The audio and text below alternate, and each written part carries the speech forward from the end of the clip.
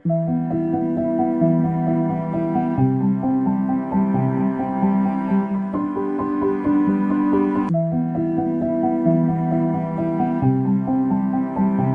यादव जी, गाजियाबाद से। राधे राधे। राधे राधे महाराज जी।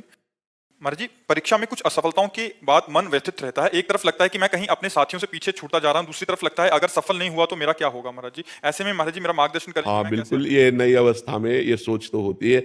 अगर बच्चा हम एकाग्रता पूर्वक अपने पाठ को, तो हमें लगता है कि फेल कैसे हम हो गए। आपके ग्रंथ इतने बड़े बड़े नहीं, हमारे ग्रंथ इतने मोटे मोटे हैं। स्वाध्याय हर चीज का 10 साल पहले पढ़ा होगा, अगर वो बात पूछोगे तो अभी 10 मिनट में पूरी उसकी व्याख्या करके बता देंगे। अगर आप प्रयासरत हो, प्रयत्नरत हो, तो अपने विषय में असफल कैसे हो जाते हो। या तो आप ब्रह्मचर्यहीन हो रहे हो, इधर उधर प्रपंच कर रहे हो, अपनी पढ़ाई से विमुख आचरण कर रहे हो, मनोरंजन कर रहे हो। नहीं तो बच्चा, अपने चैप्टर को हमें 1 साल दिया जाता है, 1 वर्ष दिया जाता है अपने चैप्टर को कंठस्थ करने के लिए, पुष्ट करने के लिए। कितनी पढ़ाई होगी। बिल्कुल, मतलब जिस विषय में लगो उस विषय में एकदम। तो हम कह रहे हैं तुम्हारा जो चैप्टर है हम उसे कंठस्थ कर सकते हैं। तो हम इतने कमजोर क्यों हैं कि हम फेल हो जाते हैं। अगर ये हो कि भाई टीचर कोई पक्षपात करता है तो बात अलग है, नहीं तो हम फेल क्यों हो जाते हैं। कहीं ना कहीं हम गलत हैं, हम अपनी गलती को सुधारें।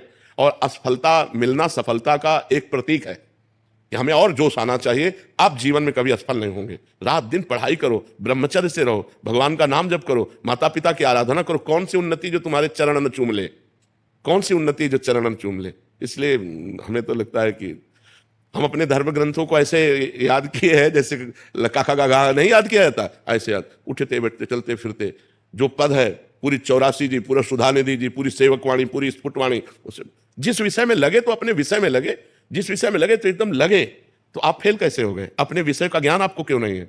ऐसा तो कोई चैप्टर प्रश्न दिया नहीं जाता जो क्लास का ना हो। मान लो आप 12वीं में हैं तो 12वीं के क्लास के अंतर्गत ही आपको दिया जाएगा। ऐसा नहीं है कि आपको आगे का दिया जाए। आप जितनी क्लास में पहुंचते जाएंगे योग्यता, उतना ही आपको प्रश्न दिया जाएगा। तो हमको अपने चैप्टर को घुस करके घुन की तरह लगना चाहिए। जैसे गेहूं में घुन लग जाता है ना, पूरा खोखला कर देता है, ऐसे में अपने चैप्टर में लग करके पूरे चैप्टर को अपने माइंड पे बैठा लेना चाहिए। हमारा माइंड बहुत विस्तार से है, अनंत जन्मों के संस्कार भरे हुए हैं, छोटी सी चिप में मन की अनंत जन्मों के। तो ये सब पूरा आपको भर लेना चाहिए। कहीं ना कहीं आप प्रमाद कर रहे हैं, कहीं ना कहीं आप त्रुटि कर रहे हैं, उसको संभालिए। नहीं तो ये निराशा ऐसी बढ़ जाएगी कि जीना मुश्किल हो जाएगा।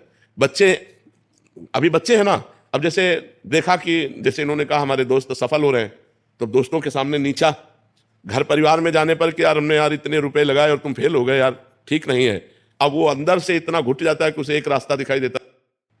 ऐसे कोटा में बहुत से बच्चे जो करते हैं, उसका कारण है कि उनको एक रास्ता नजर आता है कि अब मित्रों में कैसे जाऊं और घर के परिवार वालों को कैसे मुंह दिखाऊं। हर जगह ये आता है कि फेल फेल फेल, तो इससे अच्छा है कि हम कर लेते। कोई रास्ता थोड़ी है।